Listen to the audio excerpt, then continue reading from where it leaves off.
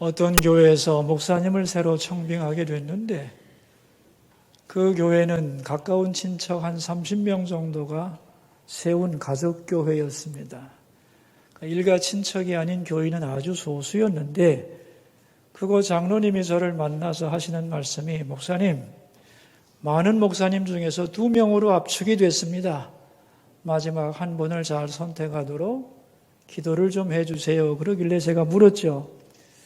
어떤 분이 오시나요? 그랬더니 한 분은 교인 모두와 가까운 친척 목사님이 한 분 오시고 또 한 분은 전혀 관계가 없는 분이 2분이 이렇게 후보가 되었다는 거예요. 그래서 교인들의 기대는 어느 쪽으로 마음이 모아지나요? 그랬더니만 아무래도 친척 목사님이 좋으실 것 같아요. 서로 잘 이해하고 교회가 트러블 없이 평안하지 않을까 그렇게 다들 기대를 하고 있습니다. 그러는 거예요. 그래서 제가 2분이 다 비슷한 분이라면은 친척이 아닌 분이 훨씬 좋습니다. 목회자를 선택할 때는 일가 친척을 제외하는 것이 원칙입니다. 그랬더니 아니 왜요? 그러는 거예요. 그래서 대답을 했죠. 교역자와 성도는 믿음으로 맺어져야지 혈연으로 맺어지는 것은 좋지 않은 것입니다. 왜요? 그러길래 제가 오늘 본문을 근거로 자세하게 설명을 해드렸어요. 그랬더니 다 듣고 나서 이거 참 보통 일이 아니네요. 마음들이 굳어지고 있는데 그런데 제가 교인들은 어떻게 설득해 볼 수 있겠는데 그 목사님께 그럼 뭐라고 말을 하죠? 이제 우리끼리 잘해보자는 단계까지 왔는데 이제 목사님 다 좋은데 친척이기 때문에 안 됩니다. 그런 말은 할 수 없지 않겠습니까? 그러니까 혹시 황 목사님께서 그분에게 좀 말씀을 해주시면 어떻겠냐고 그래서 제가 제가 왜 나섭니까? 선택은 교회가 하는 거지.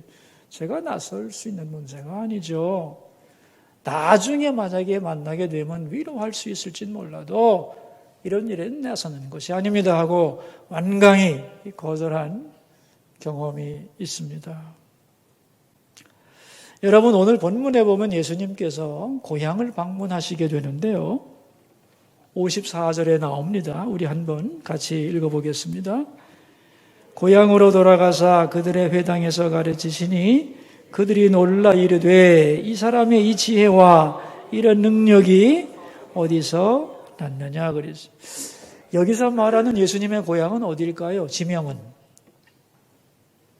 예수님의 고향이 어디죠? 여러분, 예수님은 어디서 탄생하셨나요?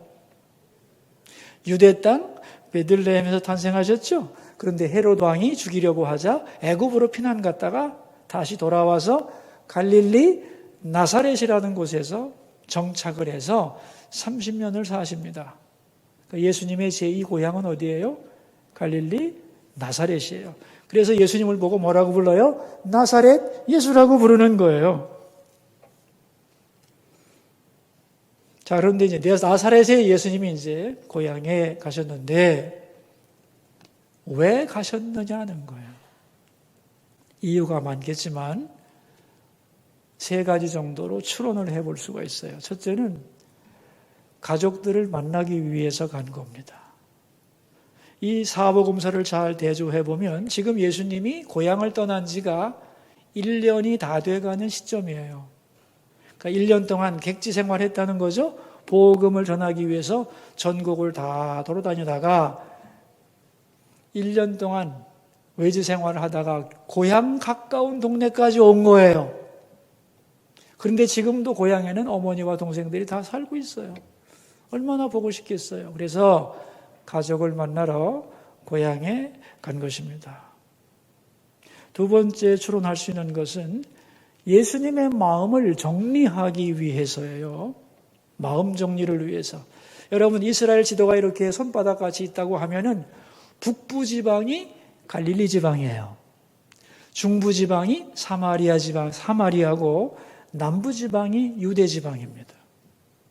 지금 예수님께서 전국을 다 돌다가 북쪽으로 올라와서 갈릴리 나사렛 거의 근처까지 오신 거예요. 이제 다시 고향에 들렸다가 남쪽으로 내려가서 유다 지방의 예루살렘에 도착하면 십자가에 죽으셔야 돼요. 다시 말하면 다시 고향 방문할 기회가 이제는 없어요. 그래서 마지막으로 그리운 고향을 한번 보고 싶은, 그리고 마음을 정리하고 싶은 것이 예수님의 마음이었다고 생각할 수 있어요. 세 번째는 전도하기 위해서입니다. 모든 이스라엘 지역을 다 다니시는데 마지막 자기 고향 사람들에게 천국의 복음을 전하고 싶었던 거예요. 예수님이 공생애를 시작하실 때에 자기 고향 부근에 있는 가버나움 회당에서 하나님의 말씀을 전한 적이 있습니다. 그때에 이사야서를 읽으면서 설교를 했는데 내용이 이런 거예요. 주의 성령이 내게 임하였으니 이는 가난한 자에게 복음을 전하게 하시려고 내게 기름을 부으시고 나를 보내사 포로된 자에게 자유를, 눈먼 자에게 다시 보게 함을 전파하며 눌린 자를 자유케 하고 주의 은혜의 해를 전파하게 하려 하심이라 하는 글을 읽고 나서 이 글이 오늘날 너희 귀에 응하였느니라 하고 선포를 하셨어요. 다시 말하면 여기 약속된 성령 충만한 메시아가 누구냐 하면 바로 나다. 그런 말씀이에요.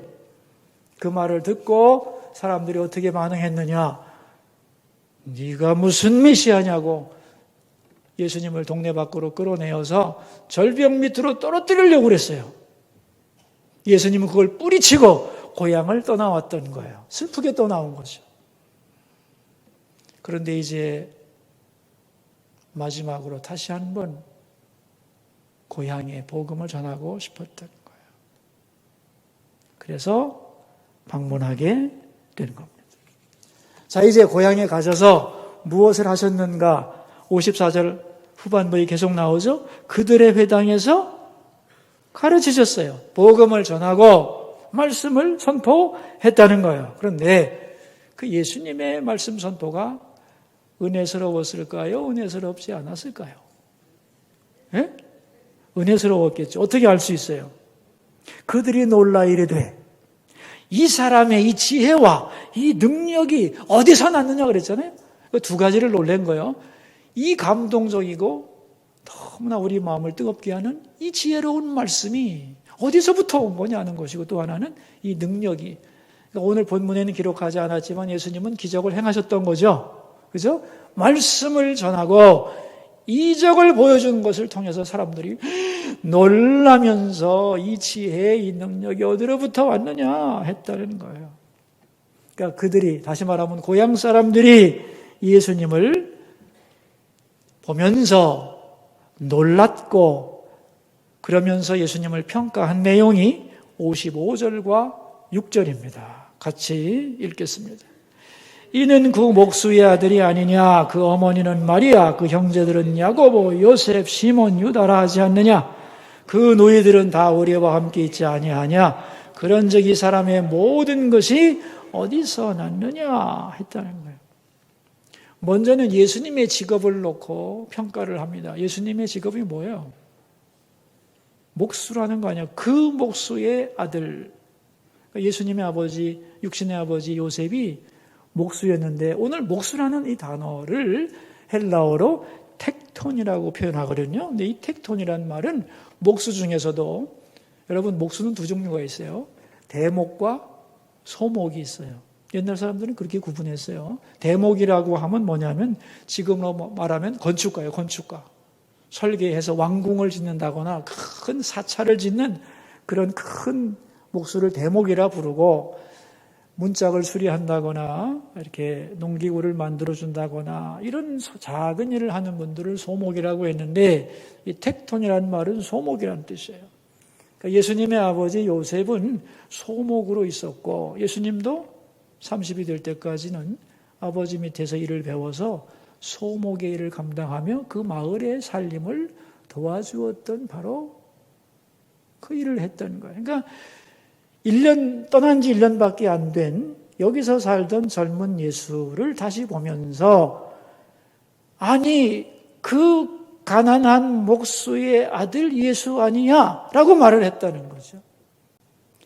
그러면서 그 말을 들어보니 너무나 은혜롭고 감동이 되고 그 능력도 사람의 능력이라 할 수 없는 놀라운 능력을 보면서 도대체 지혜와 능력이 어디로부터 났느냐고 묻고 있는 거예요. 두 번째는 마리아의 아들이며 그의 형제와 자매가 지금 우리들과 함께 같이 여기 살고 있다는 겁니다. 그러니까 혈연과 인척관계를 놓고 예수님을 평가하는 거예요. 그들은 예수님의 어릴 때 모습을 다 아는 거죠. 어릴 때 코 흘리고 놀던, 또 성장해서 자기 마을에서 일을 하던 그 모습을 다 아는 사람들이었다는 거죠. 다 안다고 생각한 거예요. 그런데 그 목수였던 예수가 와가지고 마리아의 아들인데, 요셉의 형인데,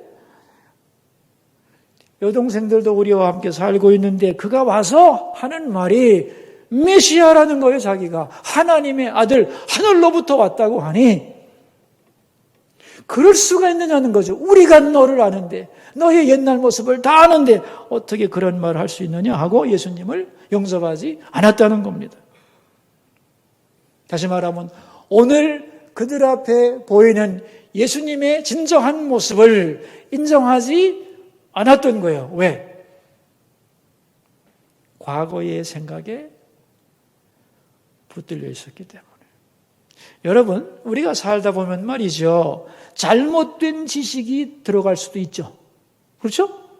그러면 이게 잘못되었다고 느낄 때는 빨리 빼버리고 교정을 해야 되는 거잖아요. 그러니까 그들은 지금 눈으로 예수님이 베푸시는 기적을 보고 있고 귀로 주님의 전하시는 말씀을 들으면서도 이 능력과 이 지혜가 어디서 왔느냐? 어디서 오긴 하늘로부터 왔지.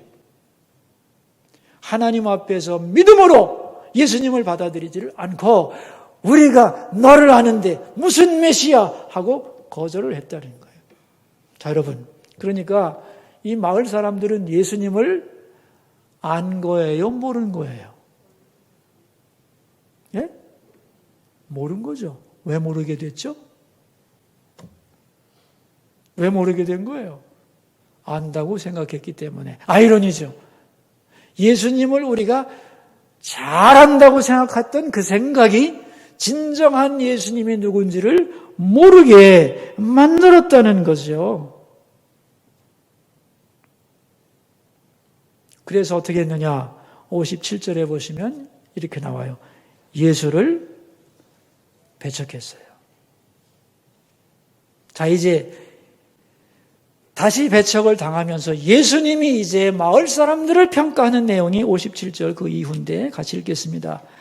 예수께서 그들에게 말씀하시되 선지자가 자기 고향과 자기 집 외에서는 존경을 받지 않음이 없느니라. 선지자는 고향과 자기 집에서 빼고는 다 존경한다.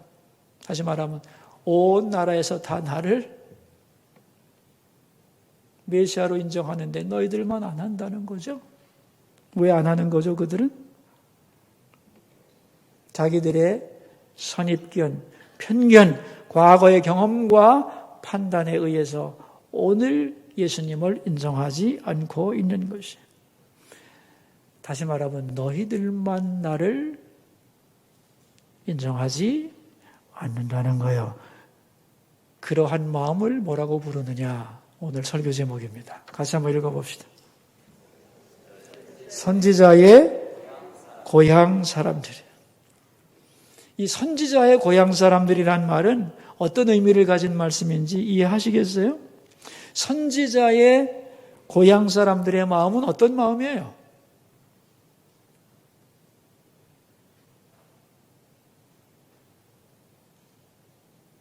선지자의 고향 사람들.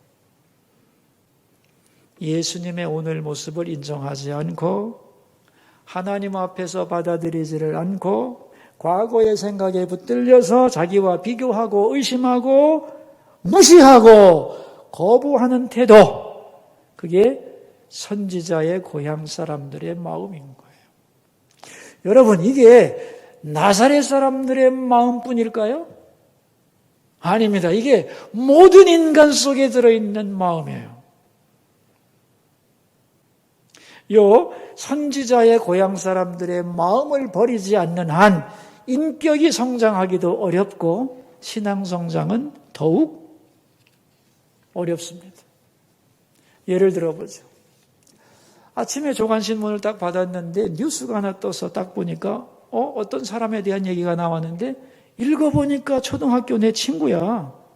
근데 이 친구가 장관이 됐네? 자, 그럼 이제 이 사람이 어떤 말을 할지 여러분이 짐작이 됩니까? 얘 내 친구인데 이 자식 학교 다닐 때 나한테 공부도 못하고 혼났는데 많이 컸네? 야, 근데 장관이 돼서 대한민국에 사람 없다. 이런다는 거지. 어떤 사람이 성장해서 아름다운 모습으로 나타났을 때 가까운 사람들이 그의 과거를 아는 사람들이 뒤에서 한마디씩 다 하는 겁니다. 무슨 마음 때문에? 무슨 마음 때문에? 선지자의 고향 사람들이라는 마음 때문에 그런 거예요. 여러분, 그 얘기하면 어쩌자는 거예요 도대체? 그동안에 변화된 것에 대해서는 인정할 수 없는 건가요? 우리 인간들의 마음속에 다 이러한 선지자의 고향 사람들 같은 마음을 가지고 있는 거예요. 제가 전에 말이죠, 이 목사 사모님들이 집회하는 데 가서 그 설교를 듣게 됐는데, 나이 지긋하신 목사님이 이런 설교를 하시더라고요. 사모님, 여기 모이신 사모님들 조심하셔야 됩니다. 아침에 부부 싸움을 하고 나왔더라도 일단 목사님이 강대상에 딱 서시면 하나님의 종으로 인정하고 그분을 통하여 하나님의 음성을 들을 수 있어야 됩니다. 그런데 듣다 보면 자꾸 인간적인 생각이 나고 부부싸움하던 생각이 나거든. 그래서 사랑하라 그러면은 말은 잘하네. 용서하라 그러면은 자기는 이러면 되겠습니까? 이래서 3, 40년 살고 나면 사모님들의 영혼이 어떻게 되겠습니까? 사모님들이 가지셔야 할 믿음은 뭐냐 하면은 내 남편과 강대상 위에 선 남편을 분리하는 것, 그 믿음이 필요합니다. 이렇게 설교를 하시더라고요. 그래서 저런 설교도 하는 거구나. 난 그때 알았어요, 진짜. 근데 더 놀란 건 뭐냐면은 사모님들의 반응이요, 열화와 같이 호응하더라고요. 아멘, 아멘. 그래서 제가 뒤에서 많이 생각을 했습니다. 이 사모님들의 마음속에도 선지자의 고향 사람들 같은 마음이 있는 거예요. 이 마음이 우리 속에 다 있어요. 모두. 이거를 빼야 신앙적으로 성장해요. 인격적으로도 성장하고, 특별히 옛날에 공부 좀 잘했던 사람들은 한평생 이런 마음에 붙들려가지고 다른 사람을 인정하지 않고 비꼬고 무시하며 살아가는 사람들이 굉장히 많습니다. 신앙적으로도 똑같아요.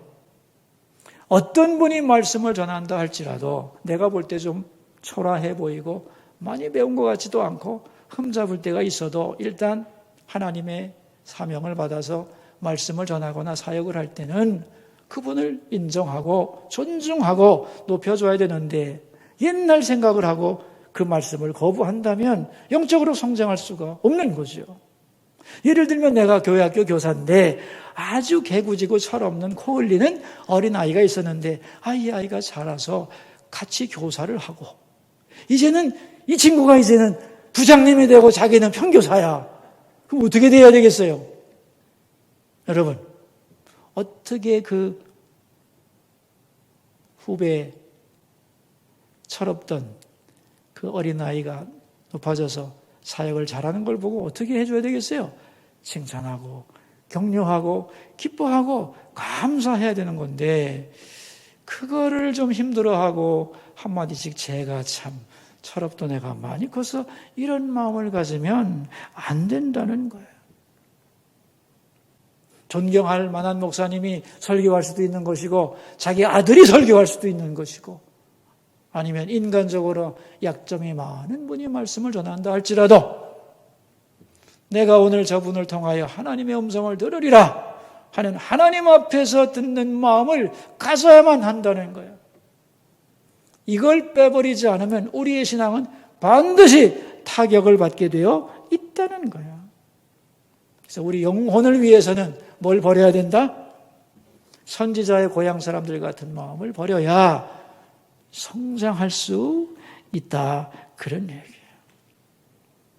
저는 이 본문을 읽으면서 한 가지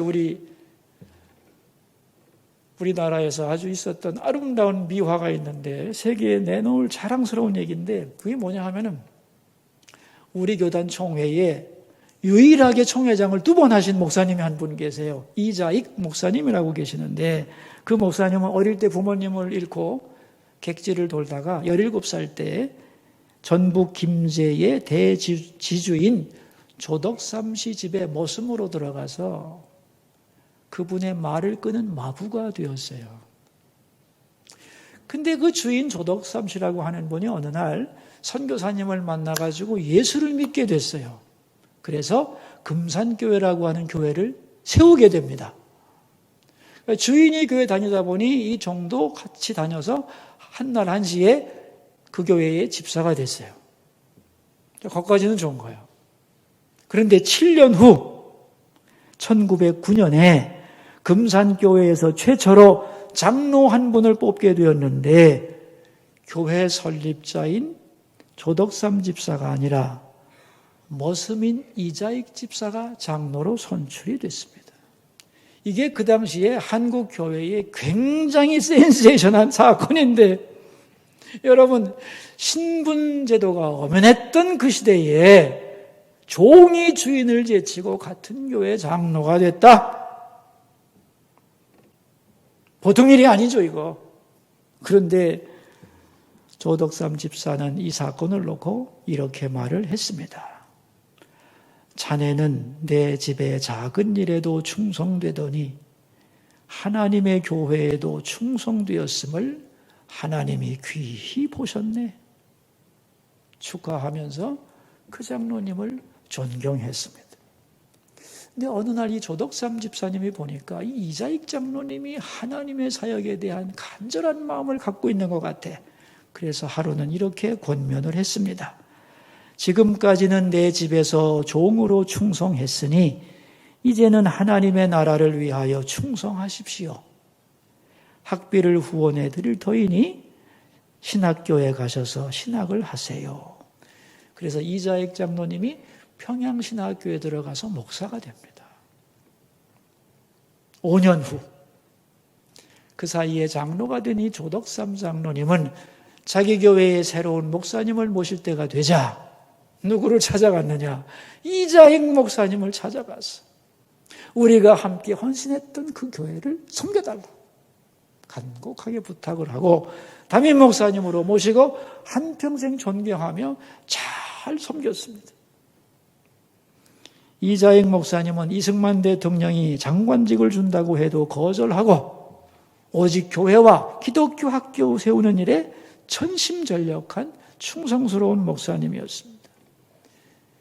이 이자익 목사님과 조덕삼 장로님의 이야기는 세계에 내놓을 만한 아름다운 미덕인데 여러분 이래야 되는 거예요. 이래야 신앙적으로 이래야만 성숙한 거예요. 그런데 이런 사람은 아주 드물다는 거예요. 사도 바울은 고린도 후서 5장 6절에서 이렇게 말씀합니다. 우리가 이제부터는 육체대로 알지 아니하겠노라. 그러니까 다른 사람을 육체적으로만 판단하지 않겠다는 거예요. 믿음의 눈으로. 새로운 피조물이 되었으니 이제 상대방을 하나님의 눈으로, 믿음의 눈으로 바라보고 대접하고 존경하고 사랑하고 형제로 받아들이겠다는 거예요. 육체적으로만 바라본다면 종이고 무시할 수 있고 차별이 많지만 육체대로 판단하지 아니하겠다. 하나님의 눈으로, 믿음의 눈으로 사람들을 보고 판단하겠다고 말씀을 했던 겁니다. 신령한 차원에서 바라보겠다는 거죠. 여러분, 이게 신앙 인격입니다. 이런 자세가 우리 모두에게 필요한 거예요. 자, 이제 입장을 바꿔가지고 먼저는 우리 마음속에 선지자의 고향 사람들 같은 마음을 버려야 되고, 이제는 반대로 누군가가 나를 그러한 마음으로 대할 때 나는 어떻게 반응해야 되느냐 하는 문제도 또 중요하죠. 이 중요한 모델을 오늘 예수님이 두 가지로 보여주고 계시는 거예요. 여러분 12장과 13장을 보시면은 12장 끝에도 예수님의 가족 얘기가 나오고 13장 끝에도 가족 얘기가 나와요. 친척 얘기가. 그러니까 어떤 구조냐면은 예수님의 가족 얘기 나온 다음에 13장은 천국 얘기 한참 한 다음에 마지막으로 가족 얘기 또 하죠. 자, 이 구조를 보면은 이게 무슨 의미냐 하면은 천국과 이 세상의 가족 관계에 대해서 생각할 게 있다는 거예요. 자, 그게 뭐냐는 거예요. 12장으로 가서 보면은 12장 끝에 보시면 여러분 이런 말이 나와요. 예수님의 어머니와 동생들이 찾아왔다고 누가 전하니까 예수님이 뭐라고 그랬냐면은 누가 내 어머니며 내 동생들이냐 하시고 하면서 49절과 50절을 우리 같이 한번 읽어볼까요? 손을 내밀어 제자들을 가리켜 이르되 누가 나의 어머니와 나의 누구든지 하늘에 계신 내 아버지의 뜻대로 하는 자가 내 형제요 자매요 어머니이니라 하시더라. 자, 12장에 보면 예수님의 어머니와 형제들을 왜 찾아왔냐면은 예수님이 하나님의 아들이다 메시아라고 전하다 보니까 사람들이 어떤 공격을 했냐면 미친 사람이다 그랬어요. 근데 이게 고향에도 들려왔네, 이 소식이. 그래서 어머니와 동생들이 놀라가지고 예수님을 말리려고, 그런 소리 들으면서 이런 일 하지 말라고 말리러 예수님을 찾아온 거예요. 그런데 여러분, 내 가족이 내 사역을 이해하지 못하고 사역을 방해하는 거 아니에요, 그죠? 그런데 예수님이 가족들이 반대한다고 이 사역을 취소하시겠어요? 취소할 수 있겠어요? 있겠어요, 없겠어요? 없지. 왜 이 땅에 왔는데, 천국 복음을 전하려고 왔는데, 당신이 하나님의 아들로 이 세상에 구원자로 오셨다는 걸 전하러 왔는데 가족들이 반대한다고 안 할 수는 없잖아요. 그때에 하신 말씀이 뭐냐 하면은 누가 내 어머니요 동생들이냐 라고 말씀하신 후에 옆에 있는 제자들을 보시면서 내 어머니와 나의 동생들을 보라 하시고 누구든지 하늘에 계신 내 아버지의 뜻대로 하는 자가 내 형제요 자매요 어머니라고 그랬어요. 자, 여기서 이제 예수님이 하시고 싶은 말씀은 뭐냐 하면은 우리 인간에게는 여러분 가족이라고 하는 것을 하나님이 선물로 주셔요. 그죠? 그래서 이 혈연적인 가족은 아주 소중한 것이지만은 때로 하나님은 이 혈연적인 가족의 범위를 넘어서서 영적인 가족을 주신다는 거예요. 육신의 가족들이 나를 이해하지 못하고 내 사역을 방해하고 나를 힘들게 할 때 우리는 낙심할 수밖에 없는데 그때 하나님은 누굴 주느냐? 새로운 영적 가족, 육신의 가족을 초월하는 영적 가족을 주셔서 함께 하나님의 일을 이루어갈 수 있도록 도와주신다는 거예요. 그러니까 내 옆에 사람 없다고 너무 낙심하지 말라는 거예요.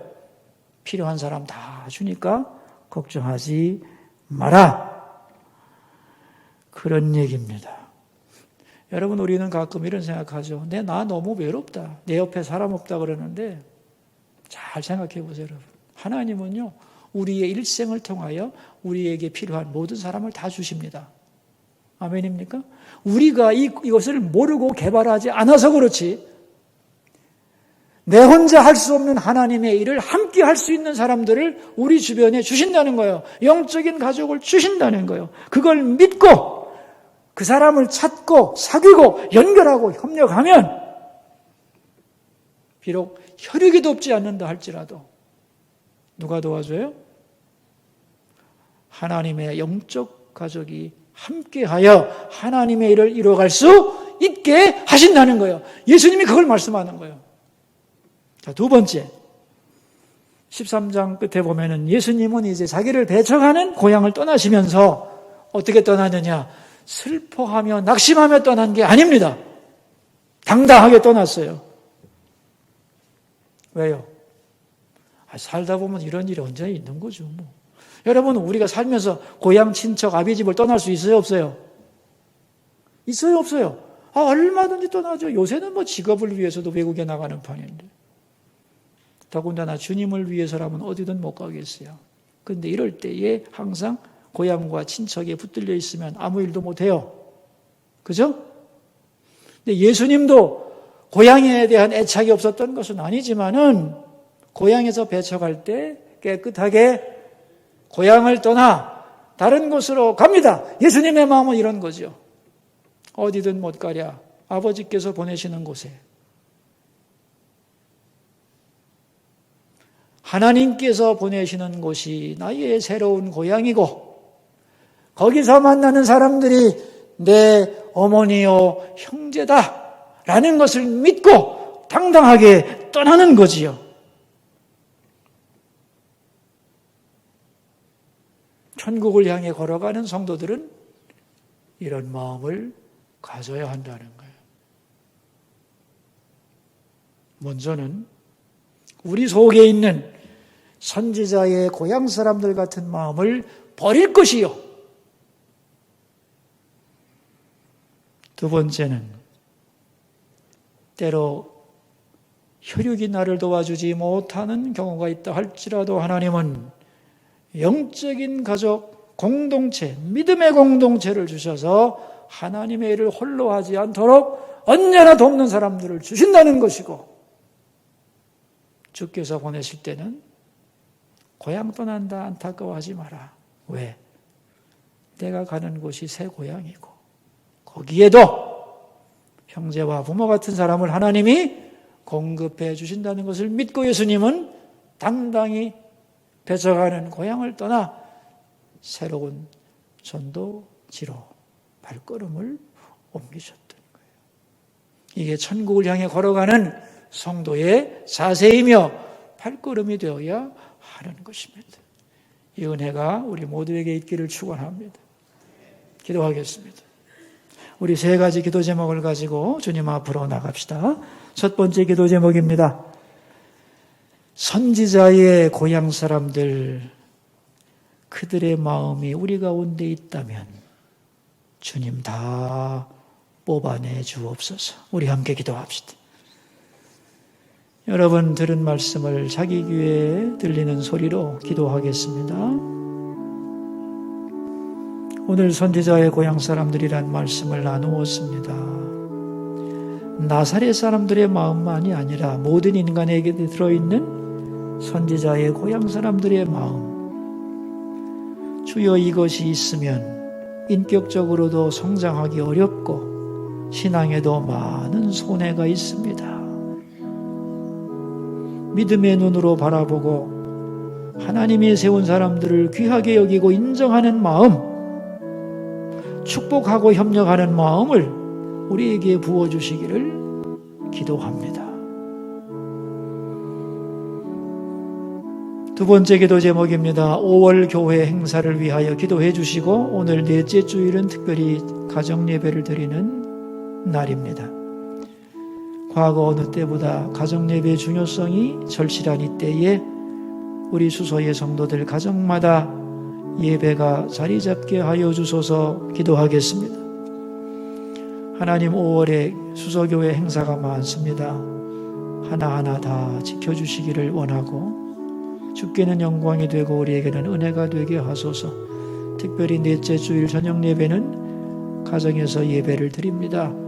한 달 동안을 잘 정리하고 또 한 달을 계획하는 아름다운 시간이 되며 모이기가 어려운 이때에 가정 예배가 살아나야 하는데 우리 수소의 성도들마다 가정에서 예배하는 그 은혜가 있게 하시고 신앙이 계승되고 전승되며 함께 예배하는 작은 천국이 되도록 작은 성전이 되도록 가정마다 복 내려 주시옵소서. 세 번째 기도 제목입니다. 대통령이 미국 방문 중입니다. 안전하게 지켜주시고 지혜를 주셔서 외교 잘하고 돌아오게 하옵소서. 기도하겠습니다. 하나님 아버지, 대통령이 미국을 방문 중입니다. 안전하게 붙들어 주시고 지혜와 명철을 주시고 세상을 잘 분별하는 능력을 주시고 우방과 관계를 잘 맺고 풍성한 열매를 가지고 돌아올 수 있도록 동행하여 주옵소서.